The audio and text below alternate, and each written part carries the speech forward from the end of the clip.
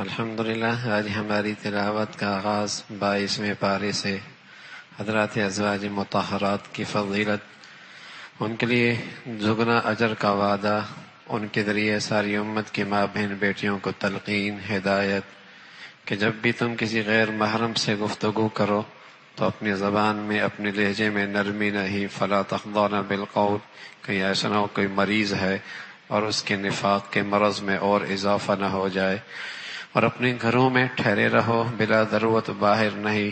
عورت کا اصل ٹھکانہ گھر ہے، وقرن فی بیوتکن، اور زمانہ جاہلیت کی طرح بناؤ سنگھار کر کے باہر مت نکلو۔ زمانہ جاہلیت کے اندر عورتیں اپنے دوپٹے کے دونوں طرف پیچھے ڈال دیا کرتی تھی اور اپنا سینہ کھول کے چلا کرتی تھی، وہ زمانے جاہلیت تھی۔ لیکن مغربی تہذیب نے ایک قدم اور بڑھا دیا، دوپٹے کی ضرورت ہی ختم کر دی۔ وقرن فی بیوتکن ولا تبرجن تبرج الجاہلیت الاولی، بناؤ سنگھار کر کے باہر مت نکلو۔ وقرن فی بیوتکن ولا تبرجن، نماز کا اہتمام کرو، زکوٰۃ کو ادا کرو، اللہ اور اللہ کے رسول کی اطاعت کرو، اپنے گھروں میں قرآن حدیث کے مذاکرے کرو، اللہ کے تذکرے کرو، اس کا تذکرہ فرمایا۔ پھر حضرت اسماء حضور علیہ السلام کی خدمت میں آئی، کہنے لگے یا رسول اللہ، جہاں ذکر ہے تو مردوں کا، جہاں ذکر ہے تو مردوں کا، جہاں خطاب ہے تو مردوں کا، ہمارا ذکر قرآن میں کہاں ہے؟ تو بہت ساری صفات کا تذکرہ، جہاں مرد عورت دونوں کا تذکرہ فرمایا، ایمان والے مرد، ایمان والی عورتیں، فرما بردار مرد، فرما بردار عورتیں، اطاعت کرنے والی مرد اور اطاعت کرنے والی عورتیں، سچ بولنے والے مرد، سچ بولنے والی عورتیں، روزے رکھنے والے مرد عورتیں، اور اسی طریقے سے صدقہ دینے والے، اپنی شرمگاہوں کی حفاظت کرنے والے مرد عورتیں، اللہ کو یاد کرنے والے مرد عورتیں، اس کا تذکرہ فرمایا۔ یہ وہ خوبیاں ہیں جس سے معاشرے میں مسلمان مرد عورت دوسروں سے بالکل نمایاں ہو جاتا ہے اور اس کی زندگی دوسروں سے بالکل ممتاز ہو جاتی ہے، اس کا تذکرہ۔ پھر اللہ نے ان کے لیے بہت بڑا اجر و ثواب کا وعدہ فرمایا ہے۔ پھر اللہ کے نبی صلی اللہ علیہ وسلم کے منہ بولے بیٹے حضرت زید بن حارث ہیں، حضرت زید بن حارث جنہیں اللہ کے نبی نے اپنا بیٹا بنا رکھا تھا، ان کی شادی اپنی پھپھی کی بیٹی حضرت زینب سے کرائی۔ اللہ کی شان بن نہ پائی، اللہ کا حکیمانہ نظام تھا، جدائی ہو گئی۔ اللہ کے حکم سے اللہ کے نبی نے ان کے نکاح کا پیغام بھجوایا، نکاح ہو گیا۔ دنیا والوں نے پروپیگنڈا شروع کر دیا، منہ بولے بیٹے کی بیوی کے ساتھ شادی کر دی۔ زمانے جاہلیت میں یہ حرام ہوتا تھا، اللہ نے اپنے حبیب کے ذریعے اس رسم کو اور اس غلط نظریے کو ختم فرمایا، اس کا تذکرہ فرمایا۔ اللہ کے نبی صلی اللہ علیہ وسلم کی شادیاں بہت ساری تھیں، لیکن اللہ کے نبی صلی اللہ علیہ وسلم کی کوئی شادی اپنی خواہش کی بنیاد پر نہیں، اللہ کی مرضی کی وجہ سے تھی، ورنہ آپ کی عین شباب اور جوانی اور آپ سے 2 گنا بڑی عورت حضرت خدیجہ رضی اللہ تعالیٰ عنہ سے آپ کی شادی ہوئی ہے۔ آپ کی عمر 25 سال، ان کی عمر 40 سال، اللہ اکبر۔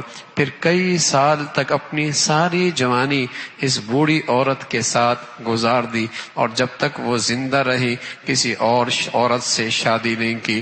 اس کے علاوہ جب ان کا انتقال ہوا پھر آپ نے مطلقہ بیوہ عورتوں سے شادی کی۔ ایک آپ کے نکاح میں خاتون ہے حضرت خدیجہ رضی اللہ تعالیٰ عنہ، جو کنواری آپ کے نکاح میں آئی، باقی ساری مطلقہ، اور وہ بھی 50 سال کی عمر کے بعد ان سے نکاح ہوا۔ اس میں مقاصد تھے، قبائل کو قریب کیا جائے، لوگوں کو اپنے رشتوں کے ساتھ جوڑا جائے، اللہ کا پیغام، اللہ کی دعوت وہاں پہنچائی جائے۔ پھر اللہ کے نبی صلی اللہ علیہ وسلم کی خصوصیت کیا تھی؟ آپ خاتم النبیین ہیں، کسی مرد کے آپ باپ نہیں ہیں۔ 3 بیٹے اللہ نے آپ کو بچپن میں دیے، تینوں رخصت ہو گئے۔ 4 بیٹیاں اللہ نے آپ کو دی، تین بچپن میں تین جلدی چلی گئیں، آخر میں حضرت فاطمہ باقی رہ گئیں، اور تمام تر اولاد کی محبت فاطمہ میں آ گئی، اور آپ دنیا سے چلے گئے، فاطمہ دنیا میں موجود تھی، آخر میں حضرت فاطمہ سب سے پہلے آپ کے جانے کے بعد دنیا سے تشریف لے گئی۔ تو آپ کسی مرد کے والد نہیں ہیں، اس کا تذکرہ فرمایا۔ پھر اللہ نے ان کی مذمت فرمائی جو اللہ اور اللہ کے رسول کو تکلیف پہنچاتے ہیں اور ایمان والوں کے لیے ایذا کا باعث بنتے ہیں، اس کا تذکرہ فرمایا۔ جو ایمان والوں کو ایذا کا باعث بنتے ہیں اس کا تذکرہ۔ پھر اللہ کے نبی دائی ہیں، بشیر ہیں، نذیر ہیں، آپ کو اللہ نے نکاح کے معاملے میں خصوصیات عطا فرما دی تھی، کچھ رشتے آپ کے لیے جائز تھے، ان کے مہر کے بعد فرمائی، پھر ایک حد مقرر کر دی، اس سے آگے آپ نکاح نہیں کر سکتے اور عورتوں سے، اس کا تذکرہ۔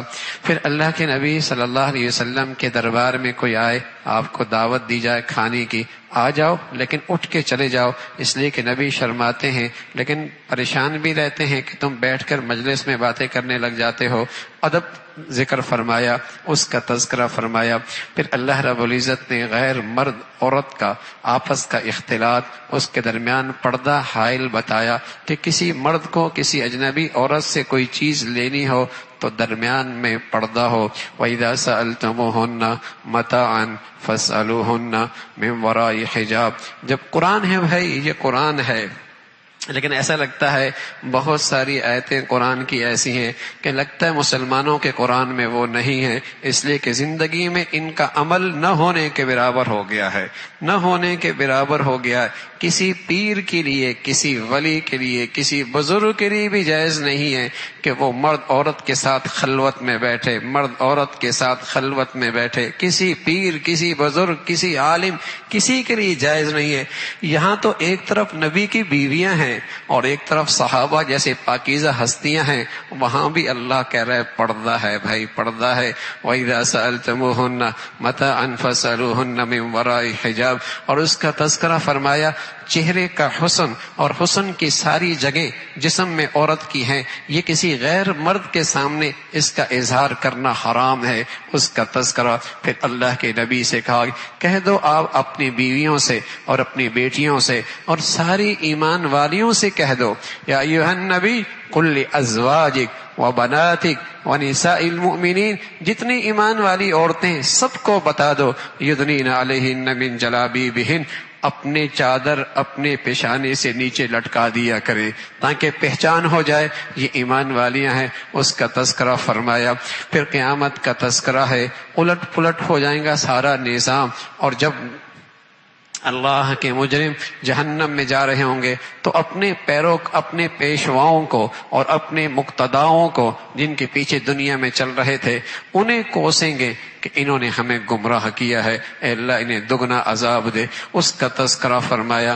پھر سورہ سبا ہے جس میں اللہ کی بڑائی، اللہ کی عظمت کا تذکرہ، آسمان سے کیا اتر رہا، زمین کے اندر سے کیا نکل رہا، یہ سب اللہ کے علم میں ہے۔ جو اللہ کی اطاعت کرتا ہے اللہ اس کے رزق کریم عطا فرما دیں گے، اور جو اللہ کی نافرمانی کر رہے ان کے لیے ذلت بھرا عذاب ہے، اس کا تذکرہ۔ پھر حضرت داؤد علیہ السلام جن کی لحن داودی، آواز کا حسن سب سے نمایاں تھا، جب تورات پڑھتے تو پرندے بھی رک جاتے، پہاڑ بھی رک جاتے، بلکہ وہ بھی آپ کے ساتھ پڑھنے لگ جاتے، پہاڑ بھی پڑھنے لگ جاتے، پرندے بھی پڑھنے اللہ نے ایسی حضرت داؤد کو آواز دی تھی، ایسی آواز دی تھی۔ اور پھر اللہ نے آپ کے لیے لوہے کو نرم کر دیا تھا، آپ زریں بنایا کرتے تھے، اس کا تذکرہ۔ پھر حضرت سلیمان علیہ السلام ہیں جن کے لیے تانبا چشمہ بنا دیا، پانی کا چشمہ، جیسے چاہے جو چاہیں اس تانبے سے آپ بناتے چلیں۔ اور اللہ نے ہوا آپ کے لیے مسخر کر دی، جنات آپ کے لیے مسخر کر دیے، بڑے بڑے ڈیم اور بڑے بڑے قلعے اور بڑی بڑی عمارتیں یہ جنات آپ کی خدمت میں کر رہے، اس کا تذکرہ فرمایا۔ پھر قوم سبا ہے، اور پھر اللہ نے فرمایا یہ میرے داؤد اور حضرت سلیمان ہیں، میں نے انہیں اس سب کچھ دیا ہے لیکن میرے بڑے شکر گزار بندے ہیں، غرور نہیں، تکبر نہیں، غرور نہیں، تکبر نہیں، بلکہ عاجزی اور انکساری۔ لیکن فرمایا بہت تھوڑے لوگ ہوتے ہیں جو نعمتوں میں رہ کر اللہ کا شکر بجا لائے، بہت تھوڑے ہوتے ہیں جو اللہ کی نعمتوں پہ شکر بجا لاتے ہیں۔ پھر ایک ناشکری قوم کا تذکرہ، قوم سبا، ملک تھا سبا کا، ایسی قوم تھی جنہیں اللہ نے زرخیز زمین دی تھی، آباشی کا شاندار نظام اور بڑے بڑے ڈیم اور بڑے بڑا نظام، پانی کا سارا نظام، نہری نظام ان کے پاس موجود تھا۔ ہوا ایسی پاکیزہ، کوئی جسم میں بیماری والا شخص وہاں آ جاتا اسے صحت مل جاتی۔ زمین ایسی زرخیز، دائیں بائیں لمبے سفر کرتے جاؤ، باغات کا ایک طویل سلسلہ ہوتا، کوئی شخص سر پہ ٹوکرے رکھ کر صرف باغ میں گزرتا، بغیر کسی شاخ کو ہاتھ لگائے اس کا ٹوکرا پھلوں سے بھر جایا کرتا تھا۔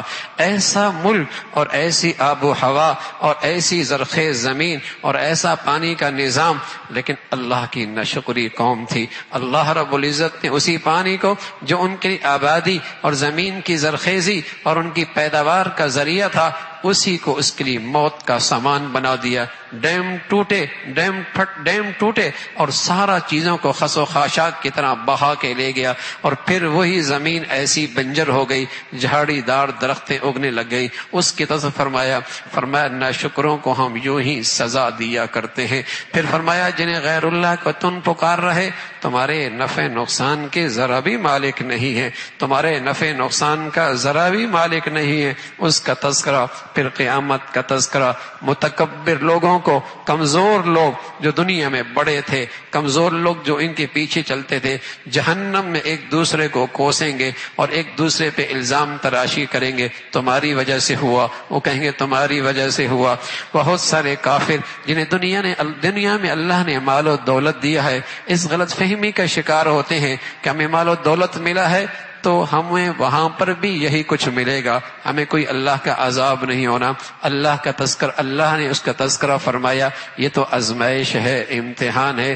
رزق کی تقسیم اللہ کا حکیمانہ عالمانہ نظام ہے، اس کا تذکرہ جس کو چاہے جتنا دے دے، اس کا تذکرہ فرمایا۔ پھر اللہ کی وحدانیت بڑھائی، اپنے حبیب کو تلقین فرمائی، ایک ایک کو، دو کو، سب کو اللہ کی توحید اور اللہ کی بڑائی سمجھاتے چلے جائیں۔ پھر سورہ فاطر ہے، اللہ کی صفت فاطر، عدم سے وجود بخشنا، فرشتوں کی تخلیق فرمائی، جن کے 2 پر، 3 پر، 4 پر، 5 پر، فرمایا اللہ نے ان کو ایسا بنایا اور چاہے تو اس سے بڑی ان کا جسامت بنا دے، اس سے بڑی جسامت بنا دے۔ جبرائیل امین آسمان سے جب اترے تو ایسا لگتا تھا ایک پر سے اس کا مشرق بھر گیا، ایک سے مغرب بھر گیا، اس کا پاؤں ایسا لگتا تخت و سرا تک جا رہا ہے اور اس کا چھت آسمان کی بلندیوں کو چھو رہا ہے۔ ایسی اللہ کی یہ مخلوق ہے اور اللہ رب العزت نے یہ سارا بنایا ہے۔ فرمایا اللہ کی قدرت ہے، جس کے لیے رحمت کے دروازے کھول دے کوئی بند نہیں کر سکتا، اور جس کے لیے وہی بند کر دے کوئی نہیں کھول سکتا۔ پھر اللہ نے اپنے حبیب کو تسلی دی، آپ کی تکذیب کر رہے، اس سے پہلے لوگوں کی بھی تکذیب کی گئی، لیکن اللہ کا وعدہ سچ ہے، ایک دن آنے والا ہے۔ اے ایمان والو، تمہیں شیطان دھوکے میں نہ ڈالے اور دھوکے باز تمہیں کہیں دھوکے میں نہ ڈال دے۔ اللہ کا وہ وعدہ سچا ہے جہاں نیکوں کے لیے اجر و ثواب اور نیکوں کے لیے نعمتوں کی فراوانی اور اللہ کے نافرمانوں کی ایک سزا ہے، اس کا تذکرہ فرمایا۔ اللہ کی قدرت، اللہ کا تذکرہ، زمین و آسمان کا سارا نظام اس نے مسخر کیا ہے، وہ کسی کا محتاج نہیں ہے اور تم سارے کے سارے اس کے در کے فقیر ہو، اس کے در کے فقیر ہو اور اس کے در کے محتاج ہو۔ فرمایا جیسے اندھا اور بینا اور گرمی اور سردی، سایہ اور تپش، یہ دونوں برابر نہیں ہو سکتے، ایسا ایمان والا اور کفر کی زندگی اختیار کرنے والا کیسے برابر ہو سکتے ہیں، اس کا تذکرہ۔ پھر اللہ کی قدرت کا نظام، اللہ کا زمین و آسمان کا نظام، ایک ہی زمین سے، ایک ہی پانی سے اور ایک ہی کھیتی سے اور ایک ہی کھاد سے اور ایک ہی محنت سے اللہ رب العزت کھیت کا رنگ مختلف، کھیت کے ذائقے مختلف، کھیت کی پیداوار مختلف، پھر پہاڑوں کی رنگت اور پہاڑوں کے مختلف شکلیں، یہ کون پیدا کرنے والا ہے؟ یہ اکیلا اللہ کی ذات ہے۔ پھر اللہ نے آسمان سے کتاب بھیجی، کتنے ہیں؟ کچھ وہ ہیں جو تو اپنی جان پہ ظلم کر رہا ہے، یعنی اس پر نہ ایمان لائے نہ عمل کیا. کچھ وہ ہیں نافرمانیاں بھی کرتے ہیں، فرما برداری بھی کرتے ہیں، اور کچھ وہ لوگ ہیں جو نیکیوں میں ایک دوسرے سے سبقت لے جانے والے ہیں. پھر جنت کا تذکرہ ہے. یہ وہ لوگ جنتی ہیں، اور جنت میں اللہ انہیں سونے اور چاندی کے زیورات پہنائیں گے، اور ریشم کا لباس ان کے جسم پہ زیب تن ہوگا. اور پھر اللہ سے کہیں گے الحمدللہ الذی اذهب عنا الحزن، اے اللہ تیرا شکر ہے تو نے سارا حزن سارا غم ختم کر دیا. سبحان اللہ. علماء نے لکھا ہے جسے دنیا میں شکر کی زندگی نصیب فرما دے تو یہ علامت ہے کہ اللہ اسے جنت میں لے کے جائے گا، اس لیے کہ جنت کے اندر بھی عبادت ایک ہی رہ جائے گی، وہ اللہ کے شکر کی ہوگی، اور وہ ایسی جاری ہوگی جیسا سانس بغیر ارادے کے چلتا رہتا ہے، اسی طرح شکر اس کی زبان پہ بغیر ارادے کے جاری رہے گا. الحمدللہ الحمدللہ، اللہ تیرا شکر ہے. تو جنتی جنت میں جا کر اللہ کا شکر ادا کریں گے، اللہ تو نے ہمیں یہاں ٹھہرایا ہے. اس کے مقابلے میں کفار جب جہنم میں جائیں گے تو وہ ایک حسرت کریں گے، ان کی ایک آرزو ہوگی اے اللہ واپس لوٹا دے، اب ہم اپنی زندگی بہتر کر لیں گے. وہ نہیں کریں گے جو کر کے آئے، وہ نہیں کریں گے جو کر کے آئیں گے. اللہ کی طرف سے جواب ملے گا اولم نعمرکم ما یتذکر فیہ من تذکر وجاءکم النذیر، کیا ہم نے تمہیں اتنی عمر نہیں دی تھی؟ اگر تم نصیحت لینا چاہتے تو لے سکتے تھے. اور کتنے تمہیں ڈرانے والے آئے. ہمارے عزیزو، اس حسرت بھری آرزو سے پہلے اللہ کرے ہم اپنے لیے کچھ آخرت کا توشہ کر سکیں. اس حسرت بھری آرزو سے پہلے اللہ کرے ہم اپنے اللہ کو اللہ کی پسند کی زندگی دکھا سکیں. ورنہ میرے عزیزو یہ بھی اللہ کی شفقت ہے کہ اس گھڑی سے پہلے وہ حسرت بھری آواز ہمیں سنا دی، حسرت بڑی آواز سنا دی. پیارے نبی فرمایا کرتے تھے صلی اللہ علیہ وسلم، یہ انسان دو چیزوں میں بڑا ہی غفلت میں ہے، دھوکے میں ہے.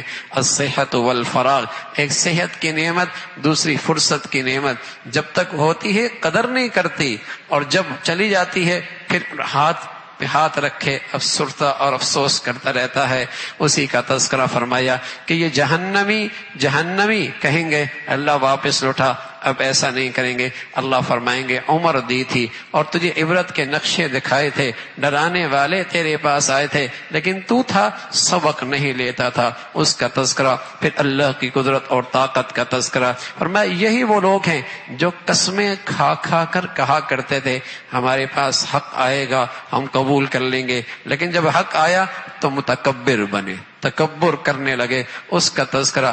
فرمایا نافرمانوں کی سزا، زمین پہ چل پھر کے دیکھو کیسا ہوا ہے ان کا انجام. یہ تو اللہ رحیم ہے کہ فوراً پکڑ نہیں فرماتے، حلیم ہے کہ فوراً سزا نہیں دیتے. فرمایا اگر زمین پہ چلنے والے ہر نافرمان کی سزا فوراً ہو جائے تو زمین پہ کوئی چلتا پھرتا نظر نہ آئے، لیکن اللہ ہر کیے کر پر خوب باخبر، اور ہر ایک پہ اللہ کی نظر اور دیکھنے والے ہیں. اللہ عمل کی توفیق نصیب فرمائے.